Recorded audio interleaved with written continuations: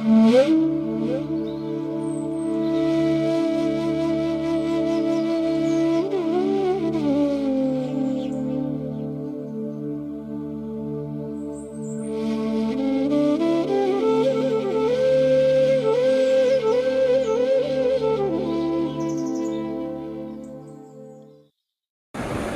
स्थापकाय च धर्मस्य सर्वधर्मस्वरूपिणे अवतार वरिष्ठाय रामकृष्णाय ते नमः।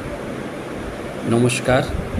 श्री श्री ठाकुर श्री श्री मा एवं स्वामीजी महाराजेर चरणे भूलुंठित प्रणाम निवेदन करी। प्राणाराम बांगला यूट्यूब चैनेले सम्प्रचारित सत्कथाय प्रतिदिनेर मनन এই ধারাবাহিক অনুধ্যানে আজ আমরা রসিক মেথরের কথা একটু স্মরণ মনন করব। আমরা প্রত্যেকেই জানি যে শাস্ত্র জপ তপ ধ্যান ধারণার দ্বারা ভগবানকে ধরতে যাওয়া আসলে বাতুলতা মাত্র। শাস্ত্রে রয়েছে জমিয়ে বৈশ বৃণুতে তেন লভ্যা, অর্থাৎ অচিন গাছকে চেনা মুশকিল। কিন্তু ভগবান শ্রীরামকৃষ্ণ পরমহংসদেবের লীলানাট্যে রসিক মেথর ছিলেন কৃপাপ্রাপ্ত। দক্ষিণেশ্বর মন্দিরের মেথর, তার মাইনের বেতন 1 টাকার বেশি ছিল না, কারণ যেহেতু ঠাকুরেরই মাসিক বেতন ছিল 5 টাকা, পরে 7 টাকা, সুতরাং তার মাইনে আরও কম হবে। কিন্তু সে ঠাকুরকে চিনতে পেরেছিল। ভগবান শ্রীরামকৃষ্ণ পরমহংসদেব অচিন গাছ, তাকে সরলতার দ্বারাই, আন্তরিক ব্যাকুলতার দ্বারাই একটু অনুভব করা যায়। স্বামী বিশুদ্ধানন্দজি মহারাজ তিনি সৎকথা গ্রন্থে খুব সুন্দর একটি কৃপার কথা লিপিবদ্ধ করেছেন। তিনি লিখছেন, রামলাল দাদার কাছে শুনেছি রসিকের প্রতি ঠাকুরের অহেতুকী কৃপার কথা। দক্ষিণেশ্বরের বাগানে রসিক নামে একজন মেথর ছিল। ঠাকুরকে সে রোজ দূর থেকে দেখত, কত লোক তার কাছে আসছে যাচ্ছে। তাই রসিক ভাবত, আমি এমন কি পাপ করেছি যে এত কাছে থেকেও যেতে পারি না ওর কাছে। তার কাছে কত পাপী তাপি যাচ্ছে, সবাইকে তিনি উদ্ধার করছেন, আর আমার কি দুর্ভাগ্য, তার চরণধুলোও নিতে পারি না। দক্ষিণেশ্বরে বাস করে দূর থেকে দেখা যায়, কাছে যেতে পারি না। তাই মনের ভেতর তার একটা ঝড় বইছে, প্রাণে শান্তি নেই। এইভাবে 2-4 বছর তার গেল। অবশেষে এক শুভ মুহূর্তের উদয় এলো। রামলাল দাদা দাঁড়িয়ে আছেন, ঠাকুর শৌচে গেছেন, ফিরবেন। গাছের আড়ালে দাঁড়িয়ে রসিক ভাবছে, আজ ভাগ্যে যা থাকে থাক, আর সহ্য করতে পারছি না। নহবতখানার এদিকে আসতেই তাঁর পা দুখানি জড়িয়ে ধরে বলল, আমার কি হবে। এই কথাটা বলতেই ঠাকুর চমকে উঠলেন এবং সমাধিতে চলে গেল। বহুক্ষণ কেটে গেল। রসিক তাঁর সেই ভক্তির আকুলতায় চোখের জলে অবতার বরিষ্ঠ ভগবান শ্রীরামকৃষ্ণদেবের পা ধুইয়ে দিচ্ছেন। তার প্রাণের ভেতর থেকে সমস্ত গ্লানি, সমস্ত জ্বালা ধুয়ে যাচ্ছে। সমাধি থেকে নেমে ঠাকুর তার মাথায় হাত দিয়ে বললেন, তোর সব হলো। ওই যে ঠাকুর বলছেন না, যে সরল না হলে ঈশ্বরের কৃপা হয় না। আমরা বুঝতেই পারি যে শ্রীরামকৃষ্ণদেব ছিলেন সরলতার প্রতিমূর্তি। রসিক তাই সরলতার দ্বারা ঠাকুরকে চিনতে পেরেছিল, তার বিদ্যা বুদ্ধির দ্বারা নয়। আমরা যখন কথামৃত পাঠ করি তখন বুঝতে পারি যে ঠাকুর কি অপূর্ব সরল ছিলেন, কোথাও কোনো ঘাঁটঘোঁট নেই। পণ্ডিতরা বুদ্ধির মারপ্যাঁচ দিয়ে ধর্মকে জটিল করে দিয়েছেন, কিন্তু ঠাকুর সেটি বলছেন না।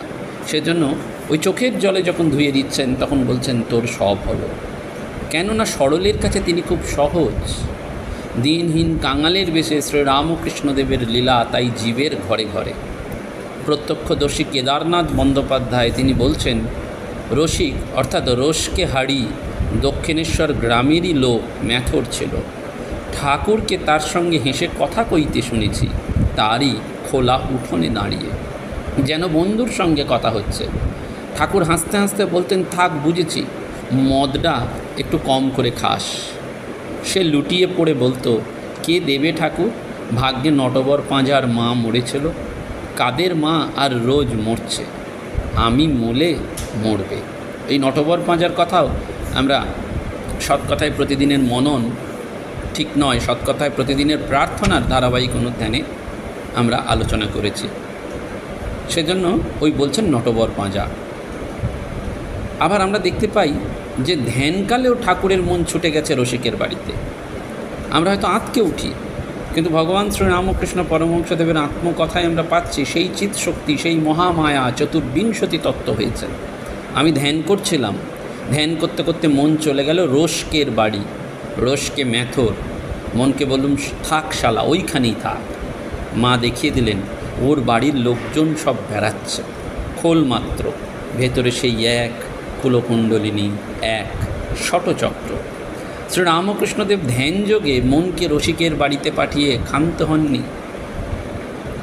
সেই গভীর রজনীতে সশরীরে রসিকের বাড়ির নোংরা স্থানে পরিষ্কার করার এক উগ্র তপস্যা করেছেন। সেই তপস্যার কথা মন্দিরের লোকরা জানতো না, জানলে দারুণ হট্টগোল হতো। কিন্তু তিনি সেই অষ্টপাশ, অর্থাৎ যেটি শাস্ত্রে রয়েছে, লজ্জা, ঘৃণা, ভয়, জাতি, কুল, শীল, শোক এবং নিন্দাকে ছিন্ন করে মরিয়া হয়ে উঠেছেন। মানুষের সমালোচনাকে তিনি গ্রাহ্য করেননি। ক্রিস্টোফার ইসারোড বলছেন না, a great Guru is first and foremost a great disciple. Sri Ramakrishna Dev তার জ্বলন্ত উদাহরণ। যাবৎ বাঁচি তাবৎ শিখি, তাই ক্রমাগত শিখেছেন, হৃদয় দুয়ার কখনো বন্ধ রাখেননি। মেতর, মাথাল, সার্কাসের বিবি সকলের কাছ থেকে তিনি শিক্ষা গ্রহণ করতেন, কারণ তাঁর শিক্ষায় কোনো একঘেয়েমি নেই। তাই শ্রীরামকৃষ্ণ জীবনে এক রসিকের ভূমিকা যেন গোপন সম্পদের মতো। প্রাচীন স্মৃতিগ্রন্থে লেখা আছে, যদি ব্রাহ্মণ হঠাৎ নিজ জাতির মুখ দেখে ফেলে, তবে তাকে সারাদিন উপবাসী থেকে 1000 গায়ত্রী জপ করতে হবে। আর এই সকল শাস্ত্রীয় বাক্য সত্ত্বেও সেই ব্রাহ্মণোত্তম যে স্থানে বসে নিজ জাতিরা আহার করে, সেই স্থান পরিষ্কার করতেন, তাদের ভুক্তাবশেষ ভগবৎ প্রসাদ জ্ঞানে গ্রহণ করতেন। শুধু তাই নয়, গোপনে উঠে ময়লা পরিষ্কার করে অস্পৃশ্যদের সঙ্গে নিজের সমত্ব বোধ করবার চেষ্টা করতেন। তাই স্বামীজি মাই মাস্টার বক্তৃতায় বলছেন, my master would go to a pariah and ask to allow clean his house. অর্থাৎ আমার প্রভু এক ম্যাথরের বাড়ি গিয়ে তার বাড়ি পরিষ্কার করার অনুমতি চাইলেন। ম্যাথরটি রাজি হতো না, তাই গভীর রাত্রে যখন সবাই ঘুমিয়ে থাকতো, তখন সে বাড়িতে প্রবেশ করে তাঁর যে দীর্ঘ কেস ছিল তা দিয়ে সেই স্থান মুছে দিতেন। বলতেন, মা, আমাকে ওই ম্যাথরের সেবক কর, আমি যে এমনকি ম্যাথরের চেয়েও নিচু তা আমাকে অনুভব করতে দাও। এই পারিয়া আর কেউ নয়, সেই ভক্ত চূড়ামণি রসিক ম্যাথর। মাস্টারমশাই তাঁর সেই লীলাটির যেন সাক্ষ্য দিয়ে বলছেন তাঁর উক্তিতে, শ্রীমদর্শনে আমরা পাচ্ছি।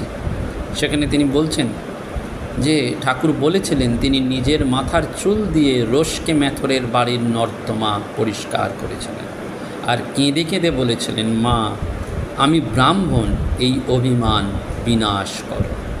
অর্থাৎ জাতি অভিমান, ঘৃণা, বুদ্ধি মন থেকে সমূলে উৎপাটিত করার জন্য শ্রীরামকৃষ্ণের এই নৈশ অভিযান।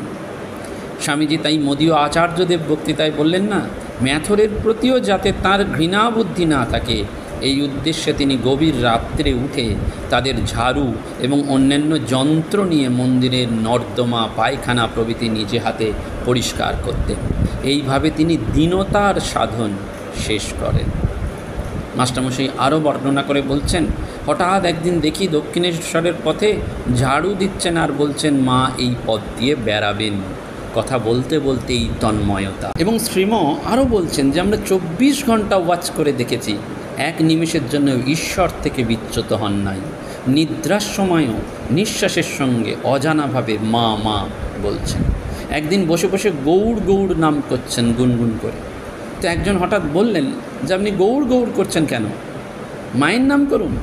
ঠাকুর সঙ্গে সঙ্গে বললেন, কি আর করি বাপু বলো, তোমরা 5টা নিয়ে আছো, স্ত্রী পুত্র কন্যা টাকা করি, কিন্তু আমার এই এক অবলম্বন। তাই কখনো গৌড় বলি, কখনো মা, কখনো রাম, কখনো কৃষ্ণ, কালী, শিব, এই করেই সময় কাটায়। এই অহং বিবর্জিত দেবমানব তাই ভক্তদের শপথ করে বলতেন, মাইরি বলছি, আমার ঈশ্বর বই আর কিচ্ছু ভালো লাগে না, কথায় বিশ্বাস করো, এখানে ঢংফং নাই। এই ঢংফং নাই বলেই সরল রসিক চিনেছিলেন সরল শ্রীরামকৃষ্ণদেবকে। এবং রসিক মেথরের সেই মহাপ্রয়াণ, সে অদ্ভুত ঘটনা। বাইবেলে দেখা যায় যে খ্রিস্টের কাহিনীতেও সেই ম্যাথিউ, মার্ক, জন এবং লুক তারা যেভাবে বর্ণনা করেছেন এক্ষেত্রেও তাই। রসিক পরম ভক্ত, বাড়িতে তুলসী মঞ্চ ছিল, নিজ জাত বলে সর্বদা লোকজন থেকে দূরে দূরে থাকতো। ঠাকুরকে দূর থেকে দেখে প্রাণ ভরাতো।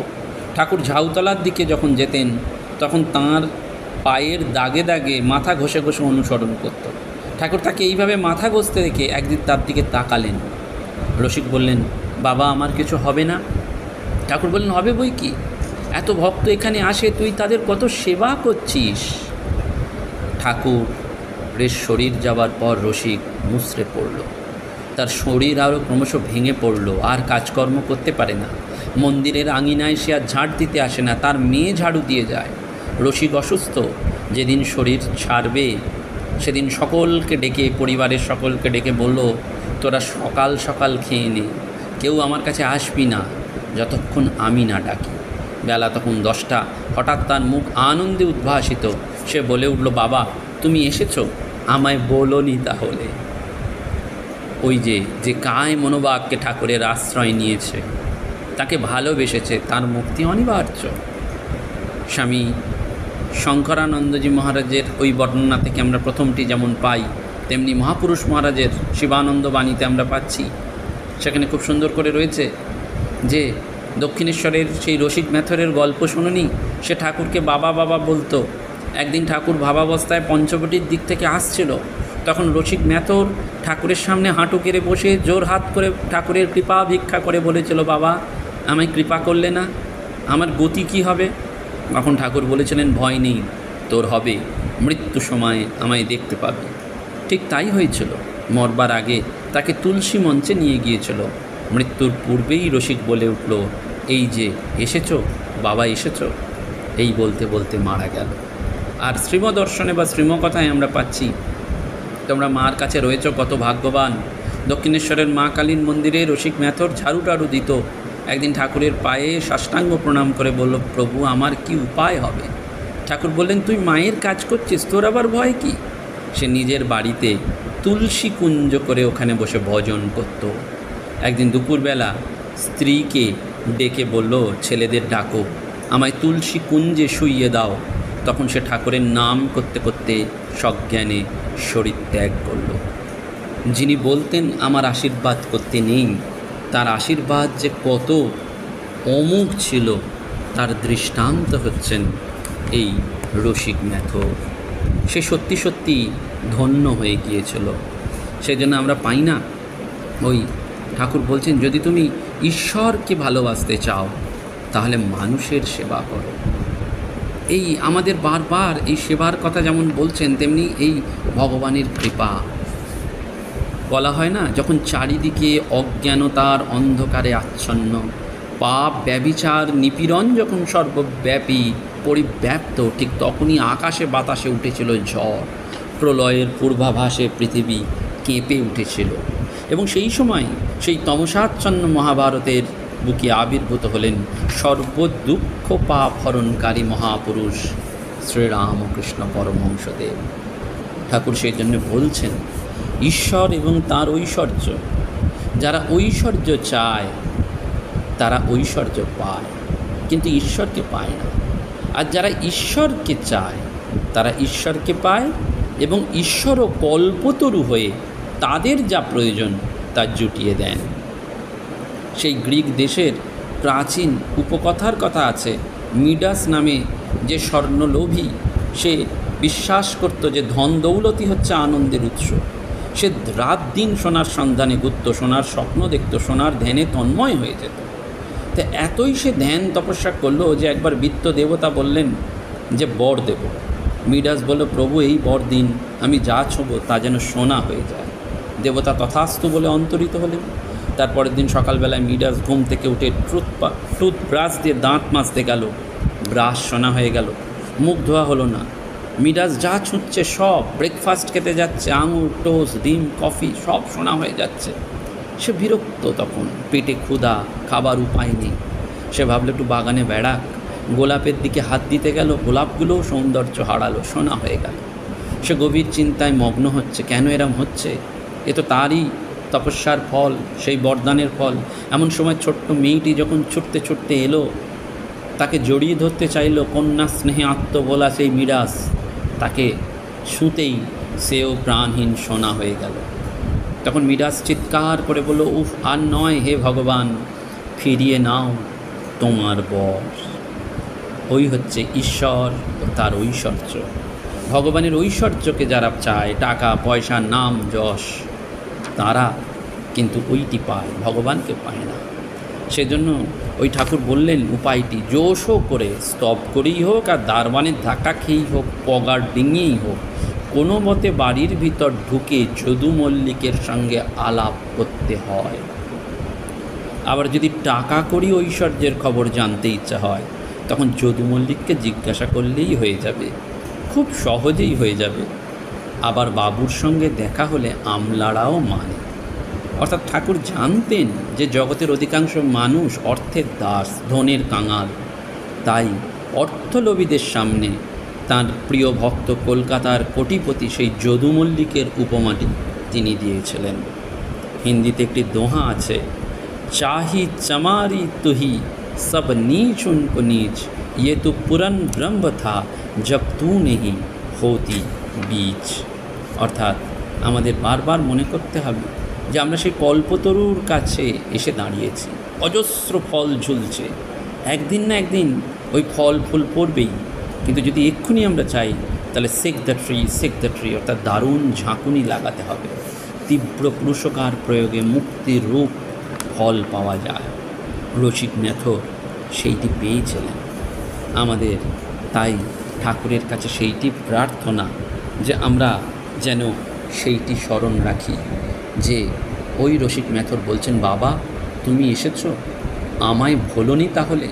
অর্থাৎ আমরাও যেন ঠাকুরের কাছে সেই কৃপাটুকু চেয়ে নিই, ভিক্ষা করি, যে তিনি যেন শেষের দিন আমাদের হাত ধরে নিয়ে যান, আমাদের যেন ভুলে না যান। সকলকে প্রণাম জানাই এবং একটি নিবেদন আপনাদের সকলের কাছে। আগামী 7ই এপ্রিল রবিবার একটি সেবা পূজার আয়োজন করা হয়েছে। সেটি ডানকুনি অঞ্চলের মানুষদের মধ্যেই হবে। আপনারা যদি কেউ সশরীরে যেতে ইচ্ছা করেন, তাহলে আমাকে রাত্রি 9টার পর একটু হোয়াটসঅ্যাপ করে বা ফোন করে জানাবেন 9432202175 এই নাম্বারে ফোন বা হোয়াটসঅ্যাপ করে জানাবেন। তাহলে সেই মতো একটু আগে থেকে প্রাক আয়োজনে সুবিধে হবে। হয়তো সীমিত সংখ্যক ভক্তই যেতে পারবেন, কিন্তু যারাই যেতে চাইবেন তারা একটু আগে থেকে জানাবেন। আমরা একটু সেবা পুজো অর্ঘ্য নিবেদন করব। নমস্কার, ধন্যবাদ। প্রাণারাম প্রাণারাম প্রাণারাম প্রাণারাম প্রাণারাম প্রাণারাম, কি যেন লুকানো নামে তাই মিষ্ট এত তব না। প্রাণারাম প্রাণারাম প্রাণারাম প্রাণারাম প্রাণারাম।